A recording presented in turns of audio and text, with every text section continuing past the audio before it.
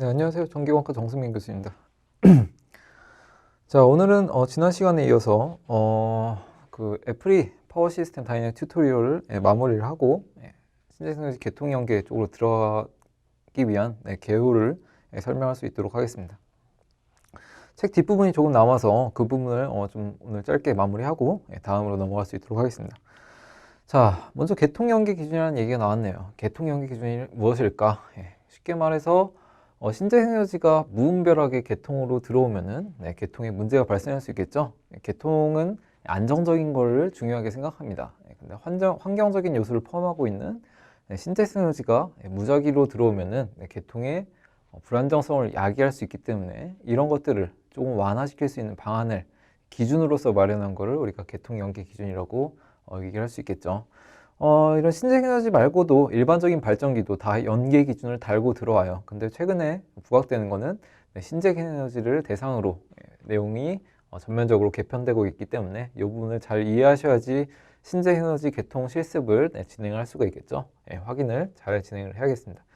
그리고 신재생에너지를 제한을 해야 된다고 말씀했는데 그런 것들 중에 왜 제한을 해야 되고 또 어떤 것을 제한해야 되는지 그 부분을 좀 확인할 수 있도록 하겠습니다. 그래서 오늘은 뭐 책 뒷부분을 먼저 마무리를 하고 그 다음 시간부터 국내 개통 연계 기준을 확인을 하고 그 다음에 해외 개통 연계 기준을 확인하는 측면으로 마무리가 진행될 수 있도록 하겠습니다. 일단 기본적으로 신재생에너지의 단점을 잘 이해를 하셔야 됩니다. 여러분, 신재생에너지 물론 친환경적이고 좋은 점 분명히 있지만 발전 단가라든지 불안정성을 야기할 수 있는 그런 단점들을 잘 파악하고 있어야 대처를 잘 할 수 있을 것이라고 생각이 됩니다. 면접에서도 자주 나온 내용이고 잘 확인을 하시기 바랍니다. 자, 일단 지난 시간에 이어서 발전기 파워 시스템에 대한 리뷰를 마무리할 수 있도록 하겠습니다. 파워 시스템이란 무엇일까? 어떻게 파워 시스템이 구성될까? 자, 요걸 얘기하기 전에 간단하게 그림으로 설명을 할 수 있도록 하겠습니다. 네. 자, 여러분 그 발전소에 석탄 발전소에 가봤다. 가신 분 물론 있겠지만 가면은 보통 뭐가 제일 큰 줄 아시나요? 우리나라 같은 경우는 좀 다를 수 있지만 해외 미국에 있는 대형 석탄 발전소에 가보면은 제일 큰 게 뭘까요? 제일 큰 게 요런 게 하나 있습니다. 요런 게 어마어마하죠. 좀 그림이 조금 찌그러졌죠, 여러분? 이건 좀 오해를 불러일으킬 수 있기 때문에.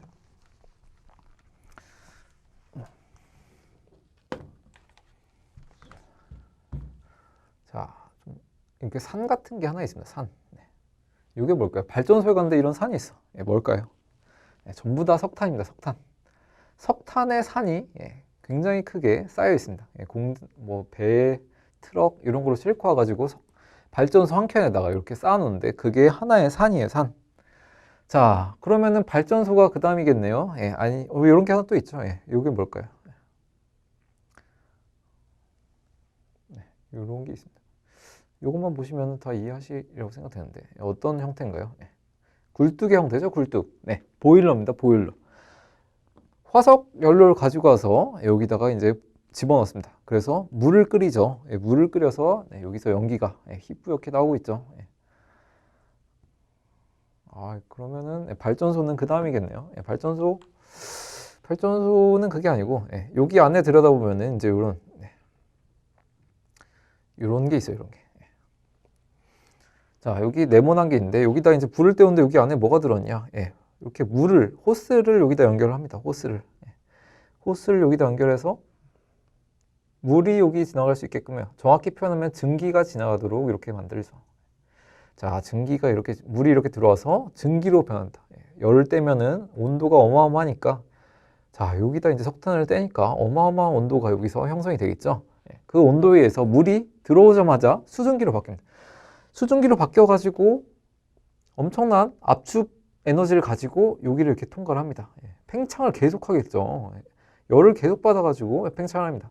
석탄도 그대로 넣지 않고 굉장히 얇게 빻아가지고 여기다 뿌려버리기 때문에 엄청난 열을 발생시키는데 그 열에 의해서 물이 엄청난 압축 에너지를 갖는 증기로 뿜어져 나옵니다. 증기. 자, 증기를 받아가지고 뭘 돌려야 돼요? 터빈을 돌리죠. 터빈.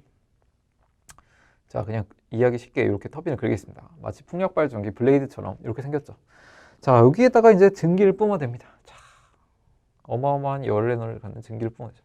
그럼 이 터빈이 어마어마한 속도로 돌아가죠. 예, 몇천 RPM수로 예, 막 돌아갑니다. 예, 100 RPM 우습죠. 1000 RPM 넘어가가지고 어마어마하게 돌아갑니다. 자, 그럼 이 터빈이 돌아가면서 네, 이제 발전기 측면, 발전기 단자 쪽이 있는데 예, 발전기도 뭐 바로 있는 게 아니고 여기 고정자가 있죠. 고정자. 예, 고정자가 이렇게 있습니다. 고정자가 있어가지고 여기에 로터가 있죠. 로터.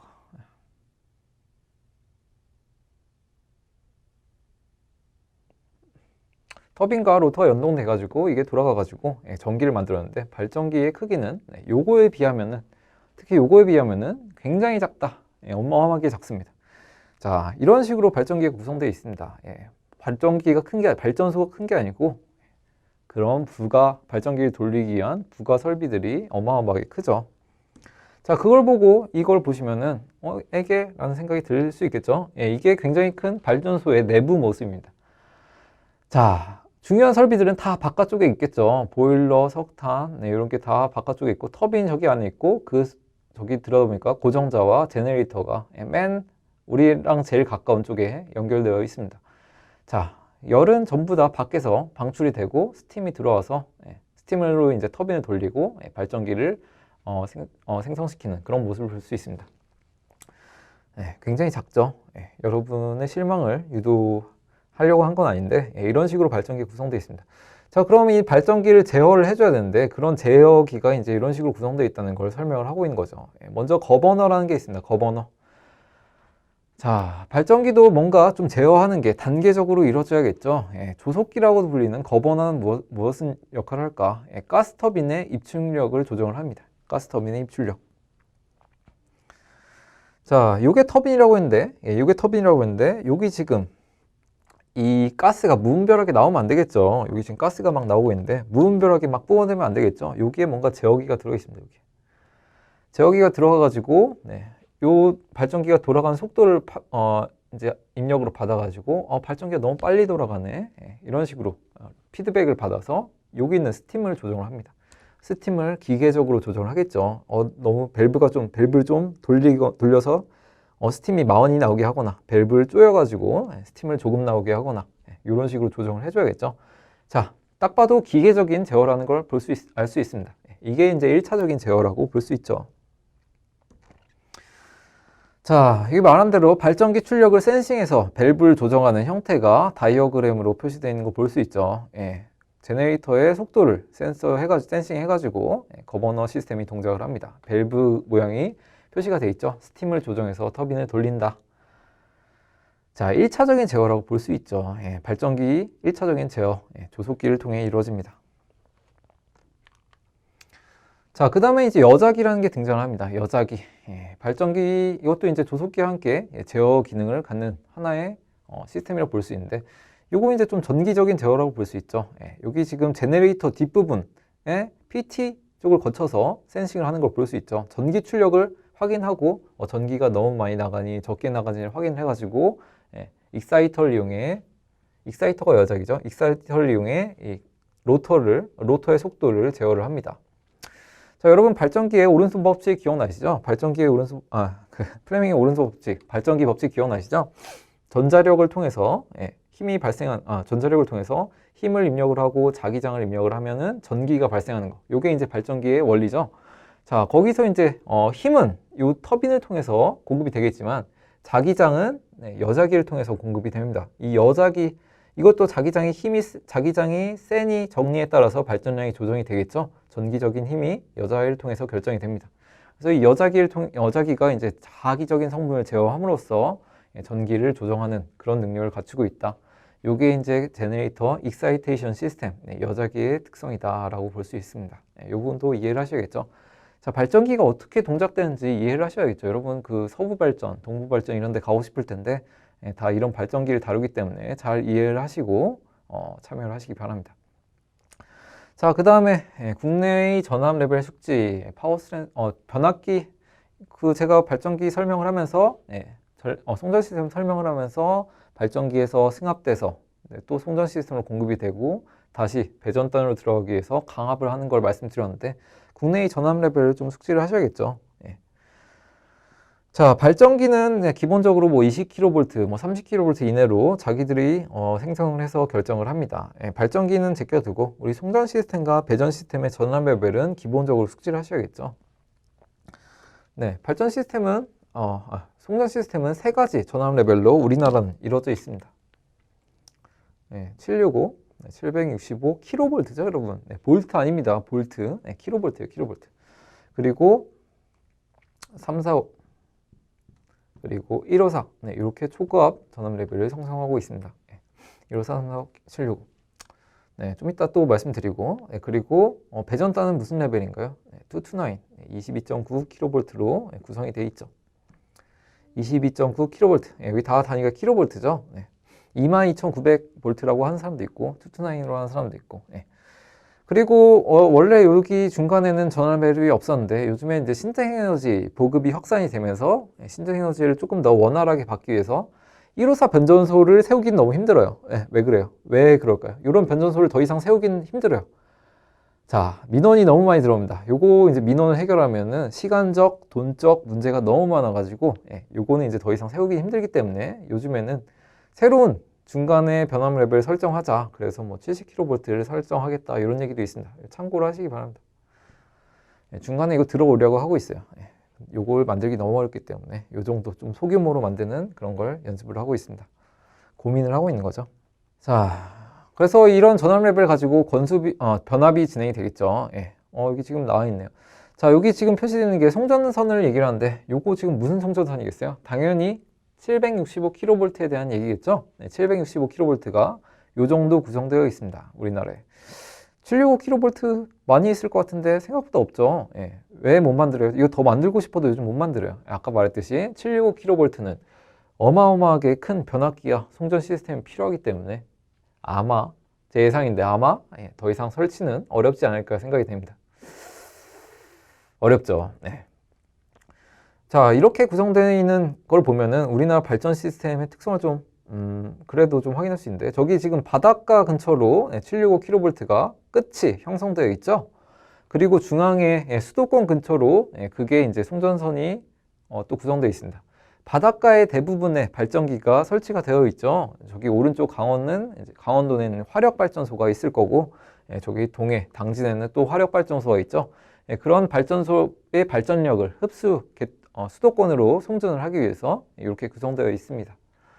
자, 이런 식으로 거미줄로 구성되어 있는 게 일반적인 송전 시스템 모습인데 요거는 이제 345kV 정도로 볼 수 있습니다. 여기도 이제 바닷가 근처에 송전탑이 많이 건설되어 있는 거 볼 수 있고 그게 다 저기 수도권으로 송전되는 걸 볼 수 있습니다. 물론 부산, 울산 이런 데서도 전기를 쓰겠지만 수도권에 비해서는 좀 미미한 수준이죠.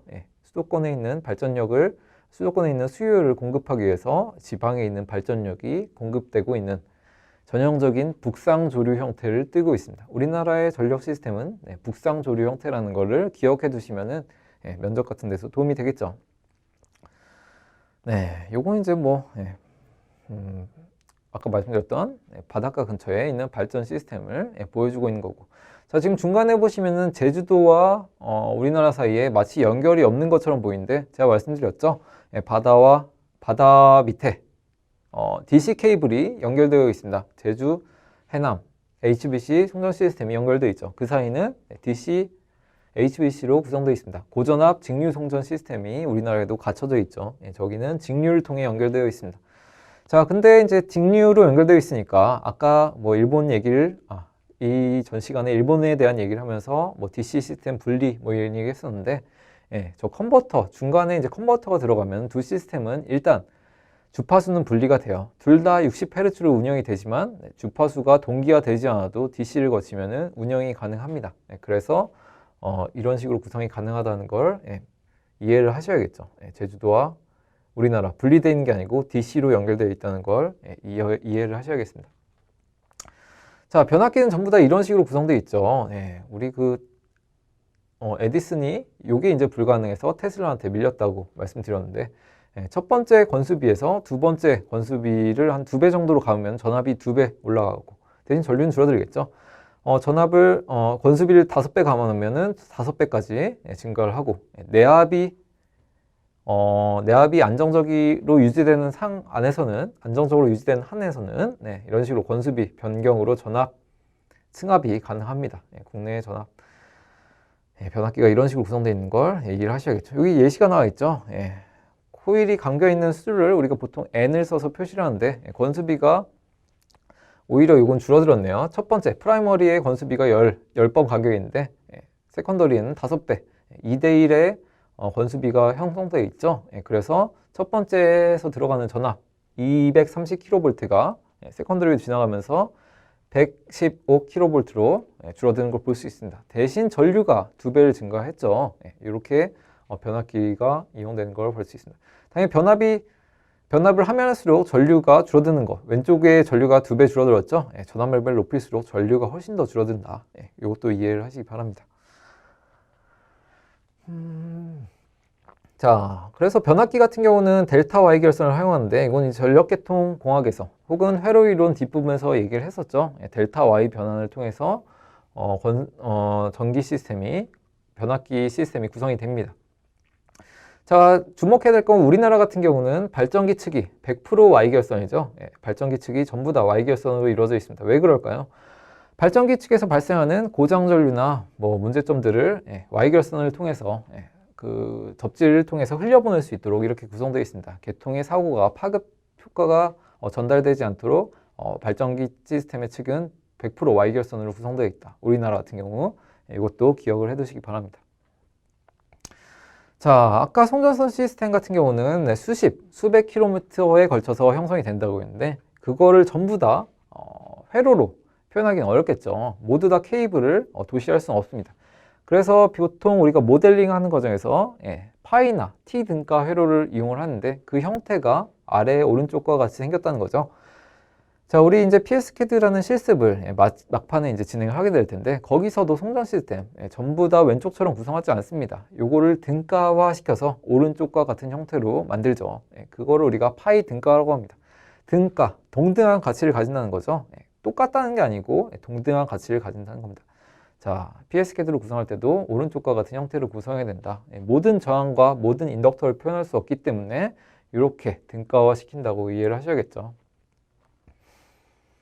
자, 그리고 삼상 시스템을 많이 활용한다고 했는데 요거는 이제 삼상 시스템을 한다고 해서 항상 전선을 3개를 그리기면 좀 디자인하는데 어려움이 있겠죠. 그래서 좀 굵게 표시하는지 이런 식으로 다른 식으로 좀 이제 실무자들이 이해할 수 있게끔 표시를 함으로써 싱글라인으로 표현하는 경우가 있는데 이걸 이제 싱글라인 다이어그램으로 표시한다. 이렇게 이해하셔도 좋겠습니다.